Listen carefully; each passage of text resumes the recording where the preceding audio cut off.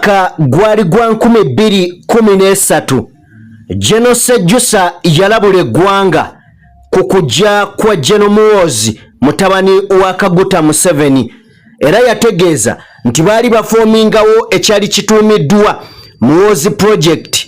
Ensi yali tennalabuka era nga tennategeera ku MUHOOZI project, era yawulirwako MUHOOZI yennyini nga yeegaana okuba nga ayina kye bayita MUHOOZI project enfunda eziwera. Bannamawulire baamubuuza nnyo naye ng'abyegaana. Bino nno mu ripooti omukulu ono Ssejusa gye yafulumya mwajjiramu bingi. Mwalimu n'abo abaali balina oba olyawo okuttibwa okuva mu kkubo lya MUHOOZI. Be baani? Be ngenda okuba nga nkutegeeza. Lwaki bino bituuseewo? Bituuseewo lwa nsonga Gen. MUHOOZI ateekateeka okusinkana Ssejusa, era nga ye Ssejusa bino yabigaanye n'agamba tasobola kubanga ate amusinkana. Mpuliriza, tugenda kutandikira awo. Nsaba onzikirize nsooke nkubuuzeeko, naye nga sinnakubuuzaako nzikiriza nkwanjulire abatuteekamu ssente. Ye Aji Abudu Ngabo ng'ono mulombi wa dduwa. Munoonyeeko ku namba z'essimu eyo gy'olaba ku screen mukwano gwange. Mu ngeri y'emu tutambula ne jjajja mu malansonga ng'ono asangibwa wali mu bitundu by'entwetwe. Ennamba z'essimu zeze ziri mu langi eya black wansi ku mukono ogwa right mukwano gwange. Munoonyeeko, njagala kubaanirizaako mwenna gye musinzira okuba nga mutugoberera abali mu bitundu by'ensi eby'enjawulo. Mbaanirizaako mukutu oli ku DPTV Uganda, and of course yenze Sajjime abeera okuba nga mbatuusako ebintu eby'enjawulo. Njagala kubeebaza mwenna gye musinzira okuba nga mutugoberera. Mukola kyamaanyi nnyo. Njagala kutumirako bannyinaffe abali mu biyumba mu mawanga ag'Abawarabu. Bannange mwebale nnyo, mwebalire ddala. Bannayuganda abatugoberera nga musinziira mu ggwanga erya UK, United Kingdom, abatugoberera nga musinziira mu ggwanga erya America, ate wano mu ggwanga erya Kenya bangi mutugoberera okuva mu ggwanga erya Kenya, Rwanda, South Africa. Bannange mwebale nnyo, mwebalire ddala, mwebale nnyo. Naffe kye tweyama kubanga tubatuusako ebintu eby'enjawulo. Kale nsaba munzikirize nga tetunnaba kubanga tugenda wala, mbeeko ebigambo bye nkujjukiza nga n'abakulu bano bennyini baabikozesa mu mwaka gwali gwa 1991 nga Bobi Wine olunaku olwaleero ebigambo ebyo wabigamba abantu ate babiyita bya bwewussa. Kantandikire wano nti Oweekitiibwa Robert Kyagulanyi Ssentamu alina ebigambo byakozesa. Mu bigambo byatera okukozesa agamba nti buli mulembe oba every generation eyina ekkatala lyeyina okuteeka ku mulembe gwayo oba ku generation yaayo, nti bwe guba nga guno omulembe gw'abavubuka, buvunaanyizibwa bw'abavubuka okukyusa ebyenfuga oba ebyobukulembeze ku mulembe gwabyo, okwewala abaana abalijjo okubuuza mmwe ki kye mwakolawo ng'ensi evunda oba ng'egenda. Kakati excuse me, n'abaana abakulu nabo ebigambo bye bimu baabikozesanga. Olwaliro w'obibagamba tebaagala yadde okubinyegako era tebabijjukira, just like nga mwami Museveni bw'azaayogera ebigambo ng'era abirya. Mujjukira bulungi nnyo mwami Museveni yavaayo n'agamba nti ye tayagala kuyitibwa munnabyabufuzi, ayagala kuyitibwa freedom fighter. Olw'ensonga bannabyabufuzi mu Uganda oba mu Africa tebamanyi kye bayita ddembe lya buntu, n'agamba ye freedom fighter. Simanyi obutuukidde olunaku olwaleero ddala mwami Museveni freedom fighter, era yagamba nti abakulembeze ba Africa ekibaleetedde obuzibu kwe kulwa mu buyinza. Kye simanyi oba kaakati yamazeemu myaka 5 n'ebisanja yabikyusa dda. Kale nno njagala oba olyawo tubeeko ebintu bye tutunuulira ku bigambo bya Gen. David Kinyefuuza. Gen. Kinyefuuza oba Ssejusa yabyogera mu 1991. Katusooke tubifune byefaanaanyirizaako n'ebya Robert Kyagulanyi Ssentamu. Nzije tuseetule emboozi mbaleetere kyoba olyawo kye mbaleetedde olunaku olwaleero. Nayuganda bannange bassebo ne bannyabuuka mbanjulire.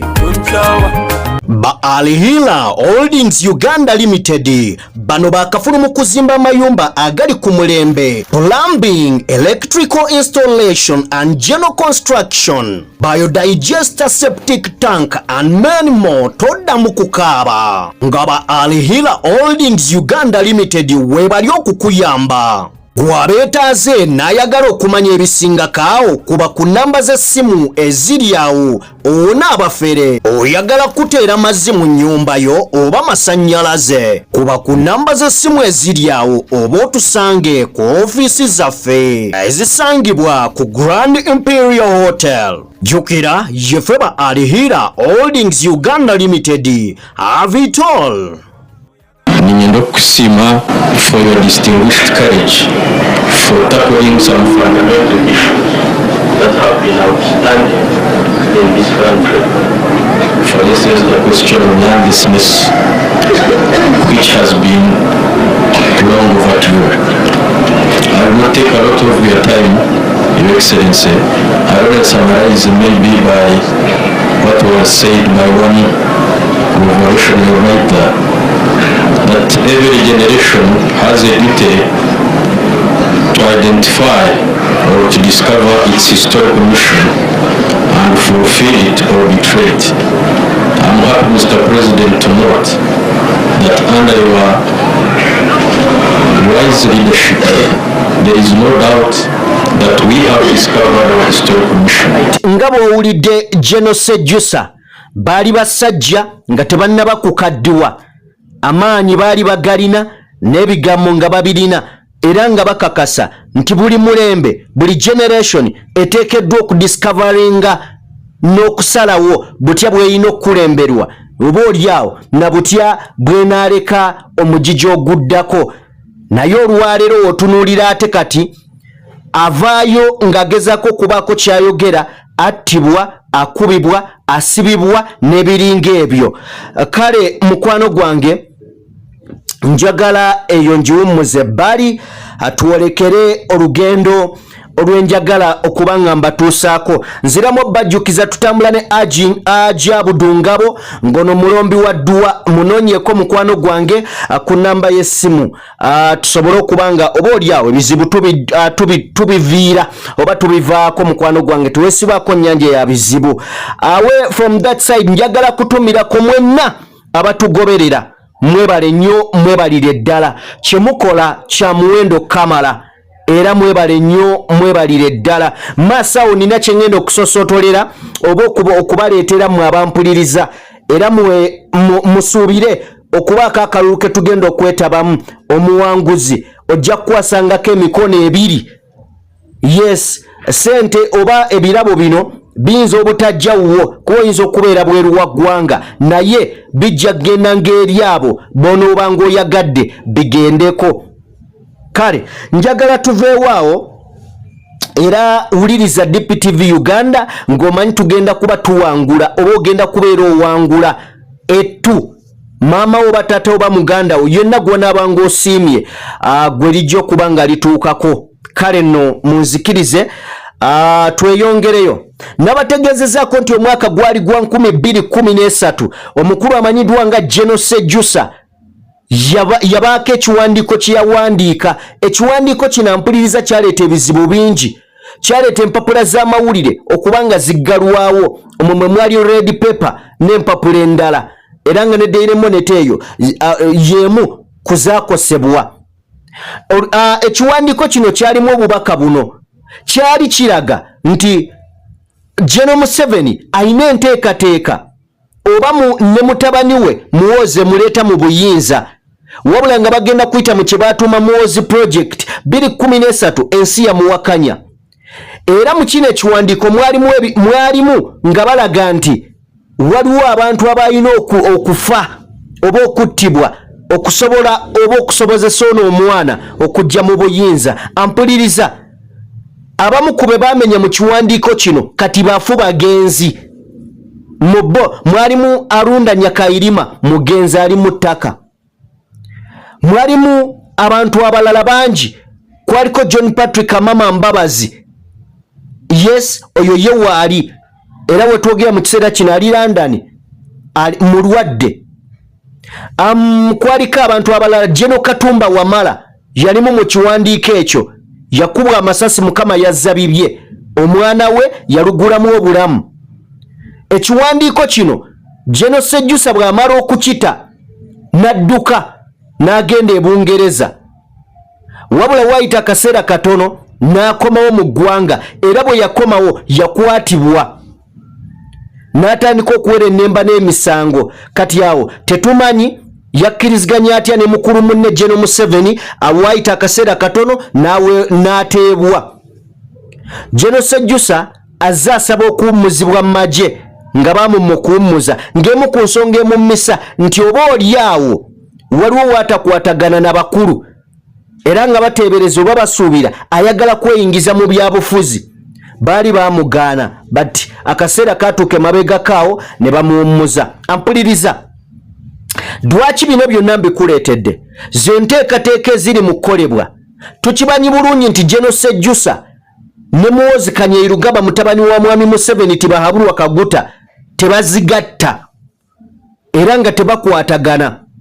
Obutakwatagana buno buyinza okukosa Muhoozi mu nteekateeka ze bamuteekateekera. Era mpuliriza, okusinziira ku mawulire ge tugenda maaso n'okuba nga tufuna, gatulaga nti babadde bataddewo ensisinkano wakati wa Gen. Muhoozi n'akabinja ke aka Muhoozi Project oba MK Project, basinkane Gen.Ssejusa e Masaka gy'abeera, e Ssembabule gy'abeera. Wabula amawulire ge twongera okuba nga tufuna okusinziira ku nsonda ezeesigika gatugamba nti ono yaganye okubasinkana, era si mwetegefu yadde mweteefuteefu okubanga sinkana akabinja kano aka MK Project. Si mweteefuteefu yadde okubanga abasinkana. Ampuliriza, omukulu atembeeta ensonga za Gen. Muhoozi amanyiddwa nga Barugahare Baramu. Baramu yavuddeyo obaolyawo n'ategeeza nti newankubadde ensinkano eno basanze akaseera kazibu okuba nga bagituukako, wabula bali mu nteekateeka okulaba ng'omukulu abakkiriza okuba nga bamusinkana. Gen.Ssejusa omwana ono azze amukuutira akadingidi, nga bwe nkulaze nga ntandika nti waliwo n'abantu beyassa mu kiwandiiko nga bagamba baali bakola enteekateeka okulaba nga bo babajjawo okuwerulira omwana ono ekkubo, era ne nkugamba nti abamu bafu mu kiseera kino nga n'enfa ze baafa zibuzaabuza. Mujjukira bulungi nti Arunda Nyakayirima yafiira ku nnyonyi, ekyo mukimanyi. Abali mu kiwandiiko kino Katumba Wamala yakubwa amasasi, nakyo mukimanyi. Mukama yazzabibye. Kakati Muhoozi mu lugendo lwe n'akabinja ke bagamba nti omuntu eyeetaaga okubeera ku sayidi yaabwe ye tinyefuuza omukulu ono Ssejusa. Kakati baagala kukwata kkubo kulaba nga bamusinkana gy'awangaalira Ssembabule, okulaba nga boogerezeganya naye oba oliawo obutataataganya na kuyingirira nteekateeka zaabwe ze bali mu kuteekateeka.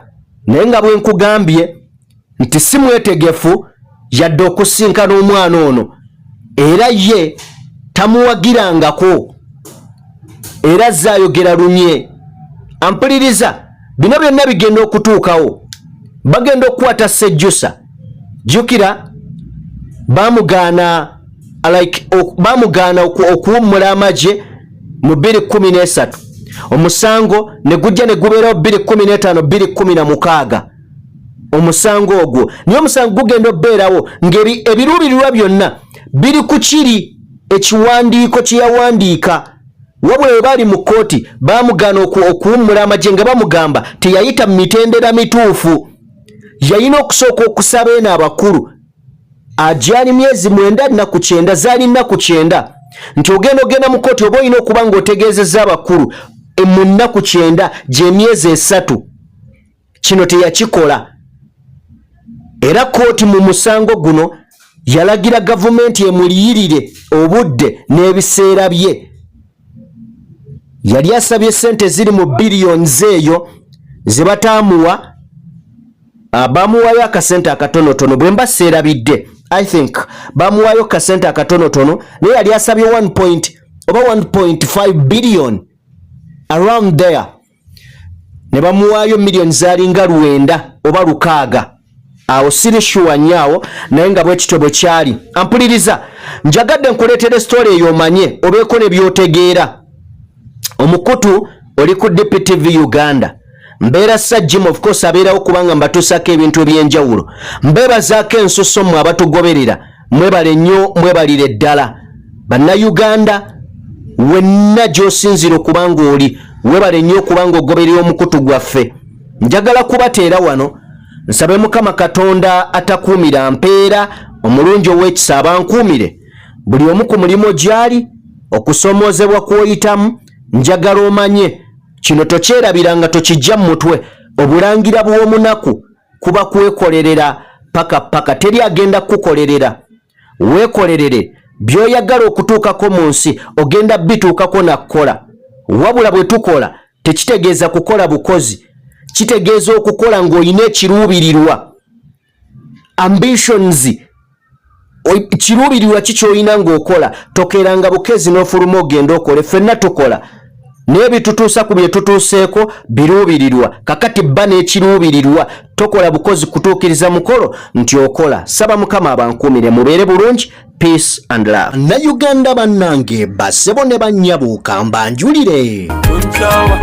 Ba Alihila Holdings Uganda Limited bano bakafulu mu kuzimba mayumba agali ku mulembe, plumbing, electrical installation and general construction, biodigester septic tank and many more. Todda mu kukaaba nga ba Alihila Holdings Uganda Limited webali okukuyamba. Gwabeetaaze n'ayagala okumanya ebisingakaawo kuba ku namba z'essimu eziri awo. Onaabafere oyagala kuteera mazzi mu nnyumba yo oba masannyalaze, kuba ku namba z'essimu eziri awo oba otusange ku ofiisi zaffe ezisangibwa ku Grand Imperial Hotel. Jjukira ye ffe ba Alihira Holdings Uganda Limited. Have it all.